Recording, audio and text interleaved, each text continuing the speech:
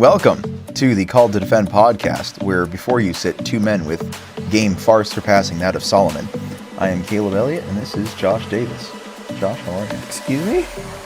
He had 1,000 wives. I think my game surpasses that. Okay. My wife literally fell head over heels for me. So I'm not gonna ask how that story came about, but all right. you don't know that story? I don't think I do know that story. Oh, it's a great story. Oh, My marriage started with abuse. What? We can't have that now in the recording. Oh, we can. So you know those like giant, knocker ball, right? Like they used to do at Youth Week, right? It's the bubble soccer, right? Where you get into the bubbles and you run into each other. Yeah. So we were playing that at youth group, and my wife went for the soccer ball, and I went for my wife. Right? And so this is the first time we met. We had never met before this. And so I, of course, I'm built a little bit like an NFL safety, so I hit like an NFL safety. I sent her 3 feet in the air, at least.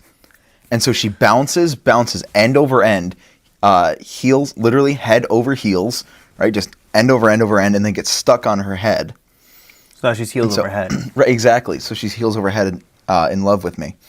And so the youth leaders had me get out and go help her. But she was like, no, screw this guy. Right? He just knocked me into kingdom come. I'm getting out myself. And so she got out herself, and that is how I met the mother of my child. Well, there you go. Yeah. Church is a great place to meet your spouse. Anyways, to your original point, yes, we're talking about Solomon. There's a point where we could have gone with David. That was implicit language. It felt better to do that if we were doing a priest series, which maybe we'll do sometime soon. That could be something to throw on the docket. But just in the idea of trying to stay so focused on the one, I didn't want to go for just an implicit one. Like the temple one, or the tabernacle, was literally like the actual function of the location itself and how those things play together.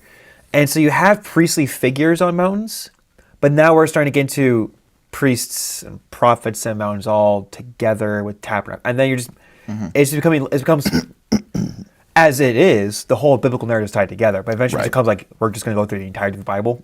and rather than like, let's focus on this theme and helping us understand how this theme plays into the biblical narrative. So we can stay grounded and focused. So we're going to go on to Solomon because there is a little more of a explicit discussion is had there. Solomon was explicit in many ways. Yes, he is. But it's just going to be, I think it'll be a little bit clearer how we're drawing the parallels. As with the David one, it might seem like we're stretching unless you learn how to find it, and then you can see it. This one is like, here's just literally where it is, and we're good to go. Yeah. So Solomon's journey, we're going to go through briefly through his journey. We're going to go briefly through his journey within like 3 sections probably. Okay. Unless the conversation really pulls off into multiple sections. We're going to look at... We're going to try and keep it short though. we're going to look at beginning with his first encounter with God. We're going to reference his second encounter with God and how that ties with the first. And then we'll go into his apostasy towards the middle of First Kings. So we're going to go to 1 Kings 3. We're going to start on verse 2. We're just going to look at a small little section. There's a lot of really cool things in here. But we're going to start with, the people were sacrificed at the high places, however, because no house had yet been built for the name of the Lord. So the high places, in short, were actually things that you built on the high places to do these sacrifices. Hence why they're called high places. And, it's really just interesting how the narrative kind of talks about the high places. And here we have a kind of positive reflection on it. Yeah. There's so many negative ones. I was going to say, normally when I hear or read about the high places, it's usually talking about, like sacrifice to other gods. Right. So like when you hit Ezekiel, yes. Ezekiel is to like speak out against the mountains and says, God's going to destroy you, your high places, your sanctuary. Like the entirety of this is like a full-blown spiritual warfare kind of message. Like your gods are going to be smited. Right, and I think about Josiah as well. Right, he was famous for destroying the high Oh, yeah. places.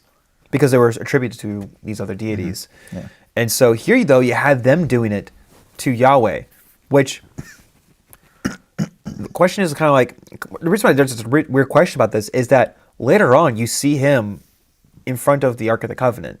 So it's kind of like, we kind of have a tabernacle here-ish, where, like, I'm curious, and one of the things I'm just wondering if I'll ever find out with the Lord is, like, what was the allowance of these high places when there was an established structure? But they even caveat is in the temple has not been constructed yet. So like the tabernacle's been having to be moved around a lot with all the things that are going on. Yeah. Well, so there's a layer of like there's a place for the tabernacle, but also there isn't at the same time. sure. And then perhaps it's because at this point Israel is rather spread out, right? Like it is the full kingdom. So if you're making sacrifices, periodically with frequency, then it would be a lot for somebody from Dan, for example, to travel all the way to Jerusalem. By the time you travel to Jerusalem, then got back to Dan, you'd have to turn back around and go back to Jerusalem. No, that's actually a really good point. I haven't really considered the size of the cities at this point. It's just an interesting thing that the high places are usually things that are forbidden, but here we have it. There's an acceptance here for it. There's an exception for it, and is prior to the building of the temple, which we kind of talked about last week. So, but anyway, so we're there, and the reason we want to read that verse is because we get to verse 3. It says, Solomon loved the Lord, walking in the statutes of David his father. Really important to hold on to that phrase, that he's walking in the way of his father. Mm-hmm. Only he sacrificed and made offerings at the high places. So, like, he's the only one for himself is doing this. No one else is doing it for him. He's going through and making these sacrifices.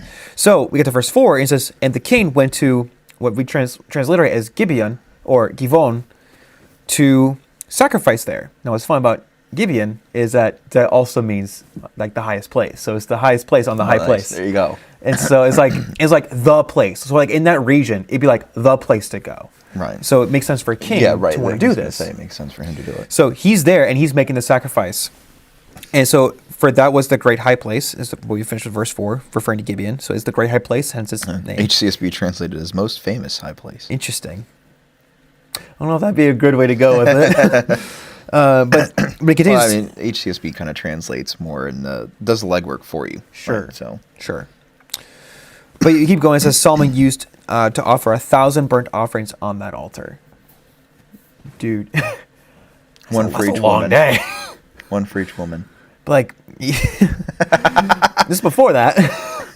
True. Before that. So he's doing 1,000 going up offerings on that altar at the highest place. That's a lot. But, like, this it shows like Dude was in shape. Yeah, he's dedicated to this idea of serving the Lord and giving him and showing his love for him. He's, as it says, he's following the ways of his father. He's seeking to be a man after God's own heart in this aspect. Keep going. At Givon, the Lord appeared to Solomon. Okay, so this is where things get interesting. So we have the going up offering. It's the highest place. Now the Lord coming down. Now the Lord has appeared to him on this mount. And it talks about how it was in a dream by night. What is interesting about the word for dream is that one of my interlinears actually puts in parentheses prophecy and vision. So sometimes, and I looked at the fullness of the word, so the word can refer to like an actual like sleep of person, but it also has a good number of usages referring to that of like dreams and visions from God during the night, that God's communicating with them while like in this state. And so it's in this night that on this mountain we're getting a vision and communion with the Lord, which to me is interesting because in my mind, I started to see this parallel, and then we go further. We're going to really see this parallel.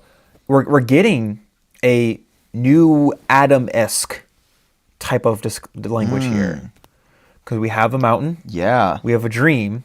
I did not make that connection. So, but if you keep going further, his request to the Lord is that what he be given is the understanding of Tov and Ra. Right. Which we translate as good and evil, but it's the exact same merism words as of the knowledge of the tree that it provides in the garden. Right. Which makes sense while the Bible still affirms like David's love for the Lord, But David was acting as a new Adam, and then crumbles with Bathsheba and everything that falls with that. So now we have another new representative of the people. And it's almost like every time we have like this Adam language, there's someone that he is, there's the fact that he is in this like, the same archetypal relationship with the Lord, if you will, but also the role that he is representing a people group in some capacity. Like you have Moses acting as a new Adam. You have Noah acting as a new Adam. You have David acting as a new Adam. But now you have Solomon, who's on the highest mountain in that region, who is making these sacrifices and is getting this dream vision where his request to the Lord is that he have this knowledge of Tov and Ra. That wisdom, that understanding. Now, of course, it's not the same word that's used of knowledge and understanding, but it's still a wisdom word with that merism tied to it. Lord, please provide me this understanding of Tov and Ra. So I can, which effectively is his reason is so he can lead the people in a better way with such wisdom, which is effectively what Adam was supposed to do with like Eve and what he was supposed to do when they carry out their work into the rest of the world, what Moses is supposed to be doing for the people, what David was supposed to do for the entire kingdom. Like you just kind of get this Adam language of Solomon, which is really just fascinating. Like in his opening section, you get, he's the heart of David and the story of Adam coming together again. It's just really cool that this is what's happening on this mountain. And there's not a ton there really, like, but you still get like these cool little throwbacks to these past narratives. Like this is, hey, pay attention. We got an Adam here. We got an Adam moment here. Sad thing is that usually when there's an Adam moment, there's usually a fall moment for that Adam. But it's just really kind of, I don't know, I saw that every time except for one. Well, yes, exactly. Exactly. But I just thought it was really kind of cool when I found that. No, definitely. I did not pick up on that at all. So that was really cool. Yeah.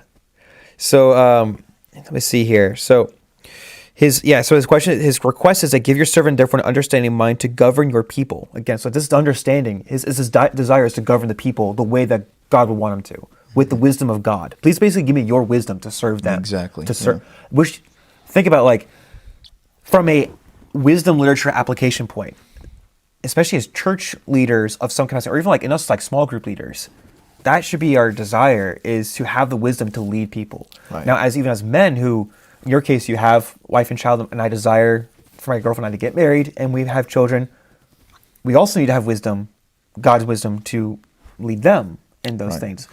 Which, in any point that you're in any kind of leadership position, if I were to make a broad application, the desire should be to have the wisdom of good and evil, of the wisdom of God, to govern or to lead the people, which I can't begin to tell you how many times that there's times I remember that, and so many times where I just kind of like went off on my own, and it's like, and I can feel the difference in my leadership when I was like, yeah, it wasn't bad, but it wasn't your finest moment, and then you're like, no, I saw how the Lord worked here, and it's like that reliance on that wisdom and using that wisdom, living, and not even just like using it, but living by it.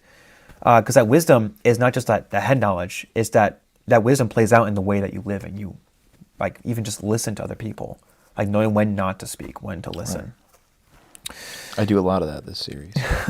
When we get to New Testament, you'll have some more fun because we'll get to the Sermon on the Mount, which is like one of your. Oh yeah, I'm gonna field day. But we unfortunately can't do the whole sermon, which still bothers me. But yeah, we get this on this mountain is establishing this first encounter between Solomon and Yahweh. And in this one, it's first off, the Lord appears to him. So that's, we have a manifestation of the Lord here, which is kind of cool. What does that mean? Is that like a Moses experience, like with the turn at the back? Or is it more like the angel of the Lord experience? Doesn't really say, but the Lord appears to him. And then they have this vision. And it says, what do you desire? Yeah. I desire to have this wisdom and understanding to govern your people. And I love, and I get, right, that the whole point is that is a beautiful, profound answer. Yeah. Because I probably said immortality or something like that, right? I wouldn't mind $1 million.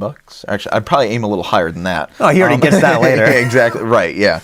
But that's such a beautiful and profound answer, right? Like, because, God approaches him and says, what is it that I should give you. And he doesn't caveat that with anything. Yeah. There's no limit.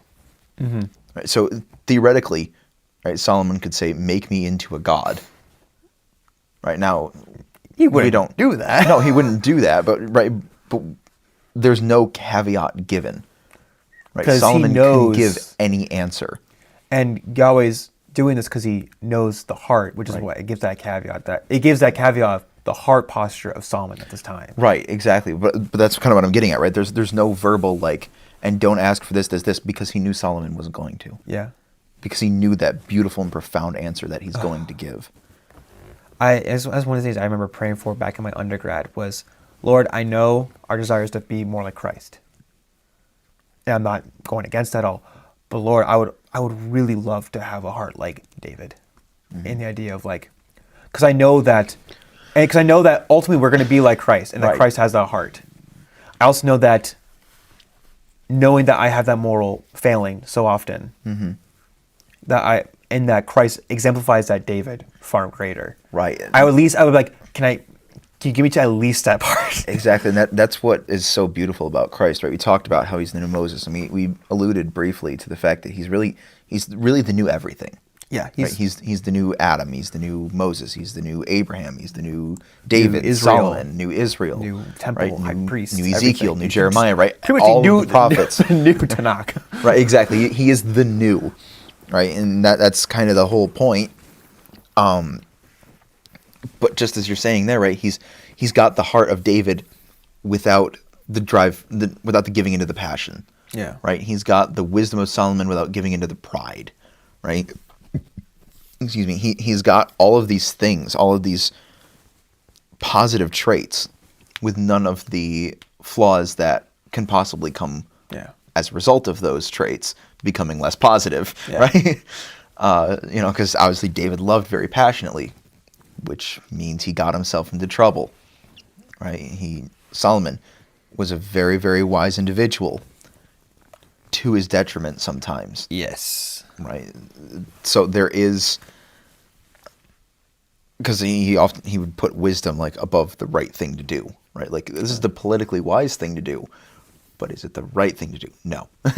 So Especially when the Torah was so explicitly clear prior to the kingdom so being established. clear. Right. Which, as a king, and the reason I'm saying is not to be a technicality, as a king, it was a requirement that they wrote out their own copy of Torah. Right. So which means And he kept knows it with this. them. So he has access, and he should know this deeply.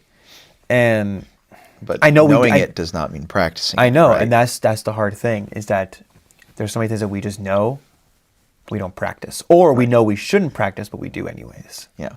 So, but to go back to that, I don't think you're wrong to ask for a heart like David, right? There's a song by Sanctus Real that it's called Confidence. And it says, give me faith like Moses, give me a heart like David. Right? Those are true and good things. Yeah. Right? We should desire those. Understanding, as you said, that we will fall short. I like to say that God's standard is perfection, that is not his expectation. He knows just as we will, or that just as we do, that we will fall short. Yeah. But we can still desire those positive traits that Christ embodies, because ultimately when you are praying for a heart like David, you are praying that, God, as you said, God, I am a sinful man. I know I'm not going to live up to your standard. That's just not in my wheelhouse. Yeah. Help me to have a heart like David at this time. Yeah. Which is so passionate and loving toward you. Yeah. And then please help me with the sanctification part, because Help me to I need that. Help me to get even closer to being like Exactly. Christ. That's right. Yeah.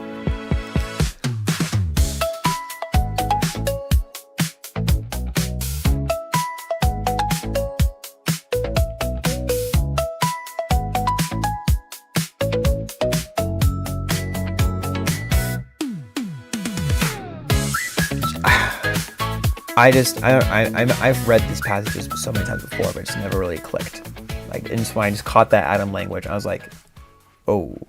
And catching the language of talking about his heart posture. Remember, hold on to that, because that's really important to recognize that. But so if we continue the narrative, we then eventually get these awesome times where Solomon uses wisdom, like the two women and the child. And he's like, what? Hey, no, this is my child. No, this is my child. Here's an idea. Cut the child in half, and you're both good. And they're like, if you are the soldier that's given that order, you look at him like, really? is that wisdom? Is kind of like, they're like, what are you talking about? That's so stupid. But he knew that the true mother's response was going to be protect the child. Yep. And so he knew that this is the way to call him out. And he knew that the wickedness of the other woman, right? To swap your baby, your child that you killed, for another person's child and make them think that they killed their child, is awful. Firstly, but even more so, he knew that, okay, if she's willing to do that, she's like, yeah, sure, cut the baby in half. That way we can each have one. Yeah. Right? Because her heart posture, right, going back to that, is just so desperately wicked. Yeah. Because if you're trying to steal a child, you're already pretty far gone. Yeah, you're already off to a rough start.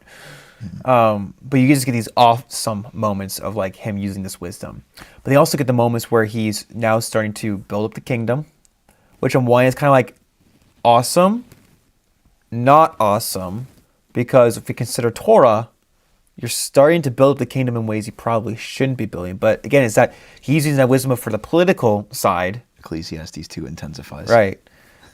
But during all this, we get the fulfillment of something that God tells David, which is, you're not going to build the house, the temple. The one after you will, which is your son. And we get, chapter 5, we get the preparations for the temple, and we get the building of the temple. I don't think we need to really spend a lot of time talking about the temple because we did an entire tabernacle. And the temple is basically a firmly established tabernacle. The tabernacle was able to be moved around. The temple was like, this is it. This is where we're at. Yeah.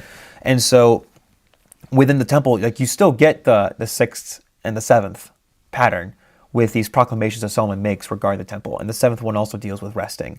So you get that creation tied to it. It's just really kind of cool. You kind of get those things there. You guys can go look into that. Again, I think I referenced this last time. Bible Project has a little diagram that they made showing these. They showed the same diagram with that included. So if you want to go check that out on their website, it's really easy to read and go through to kind of see the things I'm talking about. But we get the building of the temple, and we get this furnishing. But prior to all that, we get the discussion with the expansion of the kingdom, and then afterwards, we get after the building of the temple, we get the ark being brought into the temple. So now we're getting like the idea of the presence of God being the temple in relationship to the ark.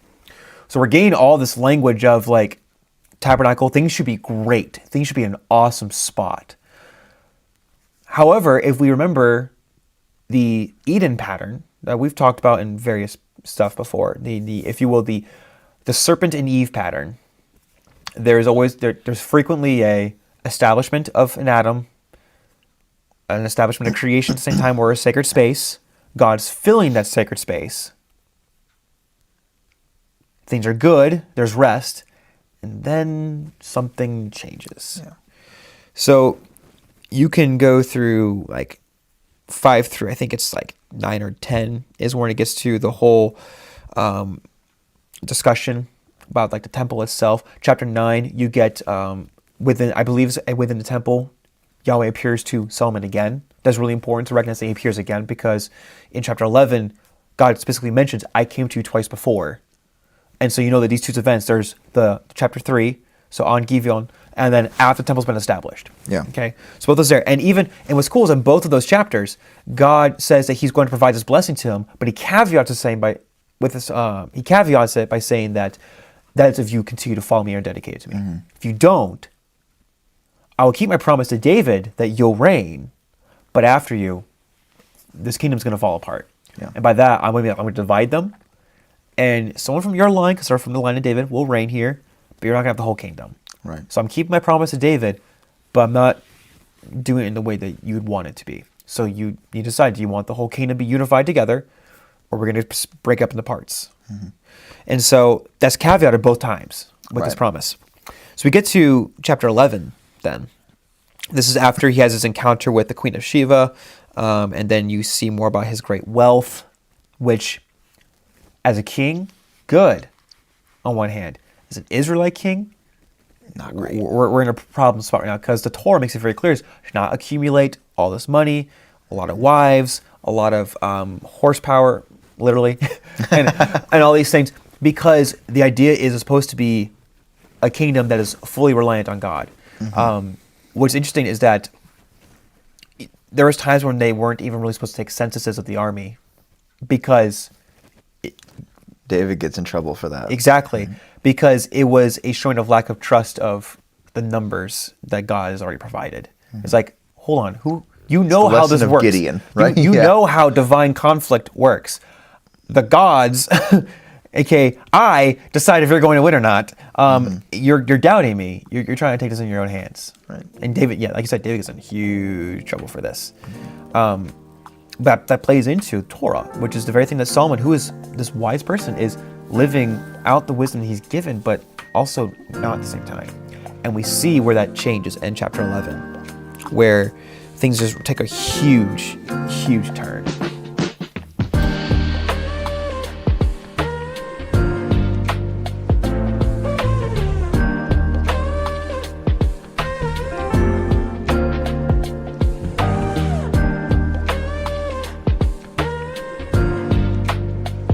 So if we start at verse 1, now King Solomon loved many foreign women, along with the daughter of Pharaoh, Moabite, Ammonite, Edomite, Sidonian, and Hittite women, from the nations concerning which the Lord had said to the people of Israel, you shall not enter into marriage with them, neither shall they with you, for surely they will turn away your heart after their gods. Right, so that's the concern of marrying people from outside. And it's not the idea that, the foreigners, if they were to come and be part of Israel, that they couldn't marry them, but it's the fact that they're foreigners Ruth style. still attributing their value or their allegiance to the other deities. This cosmic geography that we've mentioned before. That the concern is they will lead you astray in that way. Right. And then as a king, he was supposed to have more than one anyways. So he already has this one in chapter 3 with Pharaoh's daughter. But that means he's accumulating a lot more. More than likely for political reasons, Yep. but also because of some other reasons as well. I've been feeling something. But yeah, so then it says Solomon clung to these in love. He had 700 wives, which that's wild to think about. One is enough. Princesses, 300 concubines. That's 1,000 women. That's 1,000 women. That's just a lot. I don't know. I was going to say, if he slept with 2 of them a day, he would not get through all of them in a year. Think about that for a second. I'm thinking so you're married. I'm thinking like my girlfriend, the amount of time and love even at a long distance, I try to show to her. Yeah. You can't do that with No. multiple wives. You can't show No. them the love that they need or the love that they deserve. Correct. Right. Because each one of them is a full and complete image bearer of God, Right. who deserves to be loved as a full and complete image bearer of God. And that's something that, polygamists often get wrong, because there are Christian polygamists. I shouldn't put that in air quotes because, their views on polygamy are not soteriological. Yeah. However, I have found that those who are loose with that tend to be loose in other areas. Sure. Which do matter for more soteriological statuses. Soteriological, for anyone who doesn't know, I'm referring to like doctrine of Yes. salvation, how salvation works. But I've noticed that there's a growing movement within Christianity for polygamy. Yeah. It's still small and it's not growing very quickly, and I don't think it will get very large. No. It's very countercultural in the wrong ways. Right. But that's something that they never really address, which is, how do you love each woman fully and properly? Right. They'll be like, well, just the same as any other wife. It's like, well, no. Yeah. Right. I love my wife so much more deeply than I love any other human being. Now, I would say the same thing about my daughter, obviously in very different ways. Sure, of course. But it's because they're different ways that I can love them like that. Right. If you have to love the same individual like that in the same way, that love is going to be sacrificed in some area. Yeah. right? And the classic example is, well, do all of your wives sleep in the same bed? Well, no, that'd be weird. That'd be gross. Yeah. Well, then okay. So you're essentially now being Jacob, where you're just rotating through the wives. So that means, let's say you have. We saw how that worked with just 2 wives. There was a huge amount of enmity. Right, exactly. Right, let's just say you have 2 wives. You are then depriving, let's say, and you sleep every other night. You sleep with one wife. Depriving one of them of. You're depriving them 50% of the marriage bed is empty. That is horrifying. That is awful. Well, they can argue back saying kings didn't always sleep with their wives, but still, that the idea, the practice I of use love, marriage bed in the Right. most literal sense of bed that you sleep in with your wife. Well, that's what I'm talking about. Like they might argue like kings don't always sleep with their wives in that regard. My point is that you, firstly, are not a king. Secondly, kings are told to have one wife. that's the point I'm going to. I was going. You in that should be direction. sleeping in the same bed as your wife. I'm thinking like just the one too. Like I'm not going to argue like this is like my automatic comeback for this argument, but marriage is supposed to be the picture of, especially the New Testament Christians, is supposed to be the picture of Christ and the church. That's one bride for Christ, and if that's that picture, Christ doesn't have multiple churches. I've used that. Yeah, I've used that argument before too. And so I'm not saying like, hey, that's slam. It's like if we're thinking about what the picture of marriage is supposed to be, Right. I think that is a slam. I think that is a slam dunk argument, because you're not going to be able to push back that Christ has more than one bride, and they're certainly not going to push back that marriage is the picture of Christ in the church, because that's from Scripture. Yeah. Right? Ephesians 5 is pretty expressly, it's pretty explicitly clear. That's what I wanted to say in that stance. So no matter what argument you try to use, and my favorite of theirs is, well, it's never condemned in Scripture. Like, it kind of is, but also because I don't think it needs to be, because there's so many passages You that are just like, see you so should many have one descriptive wife. passages of how it falls apart. Right, exactly, and that and prescriptive passages on, love your wife, give yourself for her. Right, it's always monogamous language. Right, one flesh. Right, a man shall leave his father and his mother and be joined to his wife, singular, and they shall be one flesh, singular. Right, which again brings up the question: how can you be one flesh with multiple people? My favorite response, though, is show me a passage where it's prescriptive. Right? If there's nothing wrong with it, generally in Scripture, you find a passage where it's prescriptive. Like, this is good for you to do, or this is all right for you to do, or this is bad for you to do. Show me one where it's prescriptive. They never can. It's always crickets. Because there isn't one. Because it's not God's design. Right. Yeah. Sorry, we rabbit trailed massively there. Sorry. No, you're good.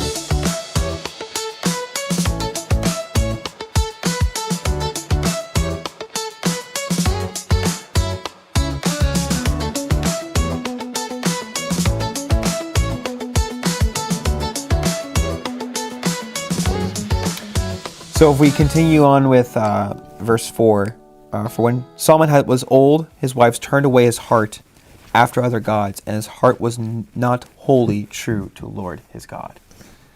Shocker. We have the heart posture change. We have got, and it continues. If we read verse 6, so Solomon did what was evil in the sight of the Lord, which is interesting.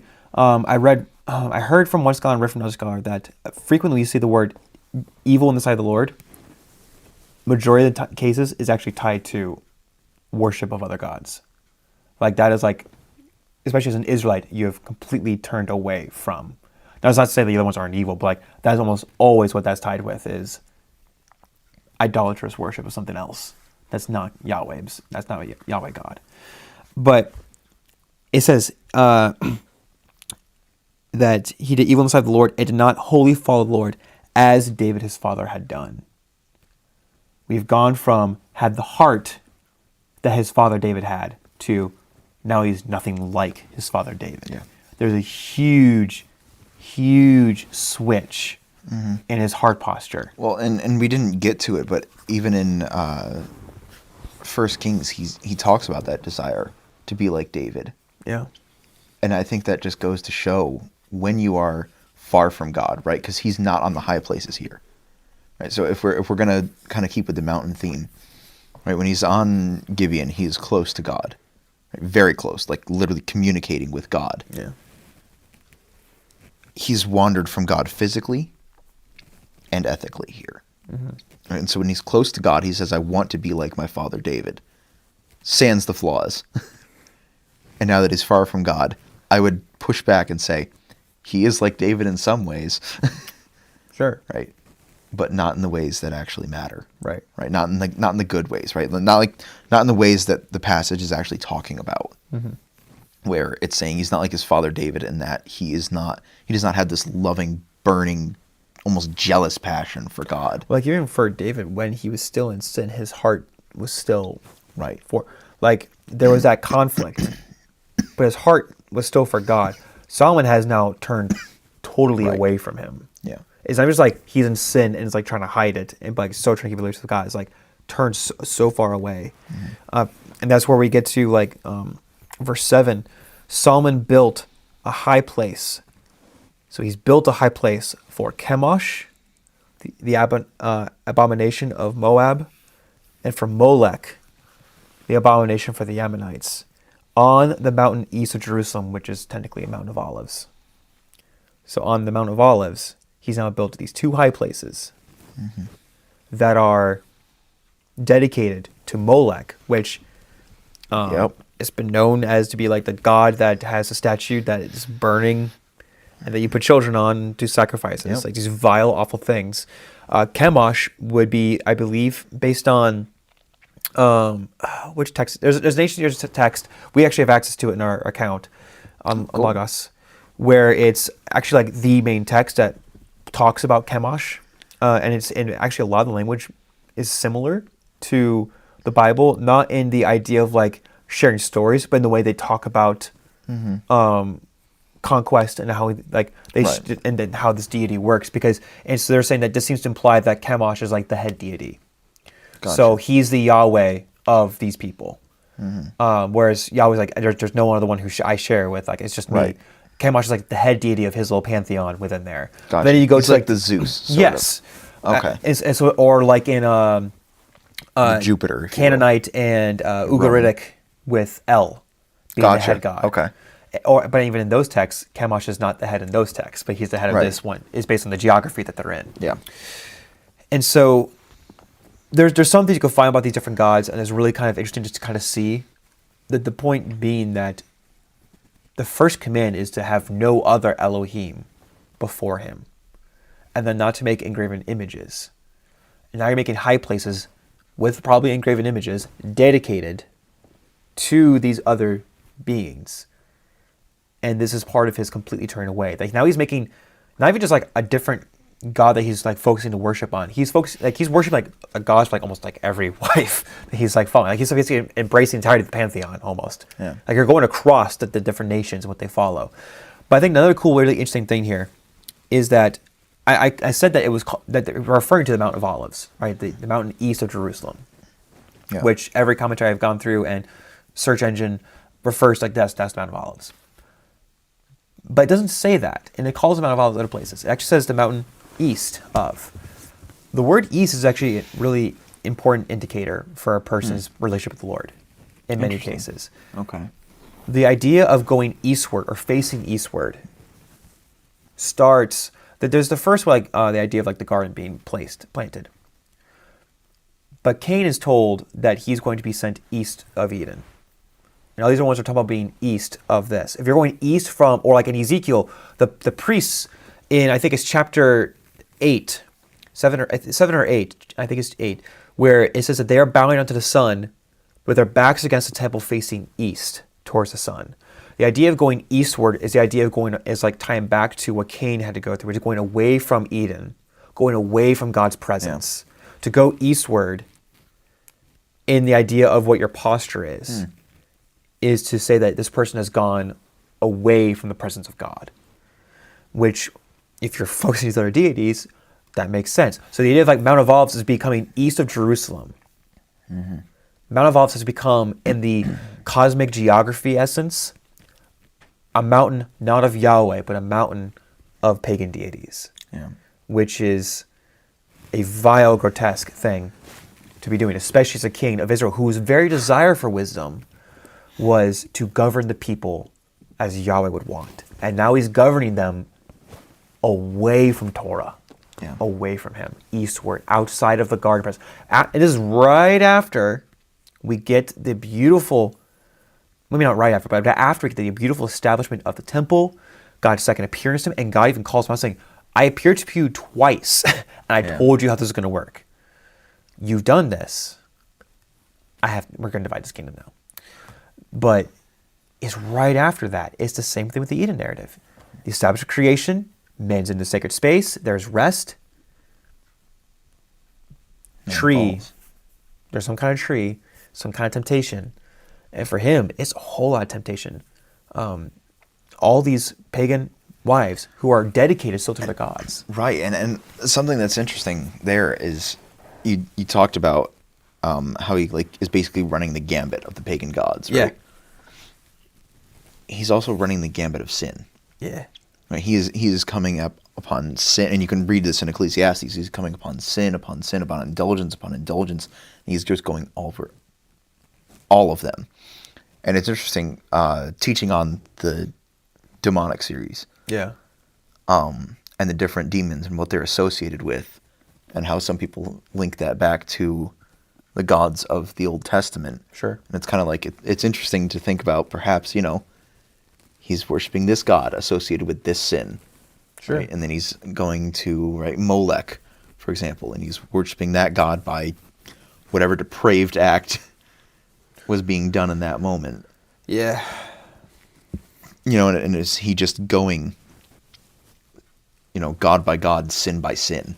Yeah. And just, as you said, completely wandering from God. Yeah. And it goes, it's going to sound weird. The serpent in the garden is described as being a room. We translate it as cunning today because we're understanding that he is a negative character. Right. But the word of room is used very often positively too. It's a wisdom word. Mm-hmm.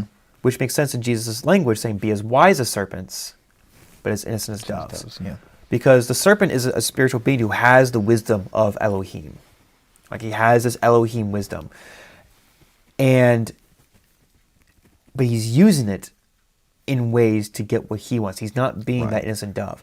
Solomon has this wisdom, and he's using it negatively, which goes to show that if we need to be aware of the blessings that God gives us, and remember that they're from him, and we should be using it for him, because we can easily take those and use them for evil.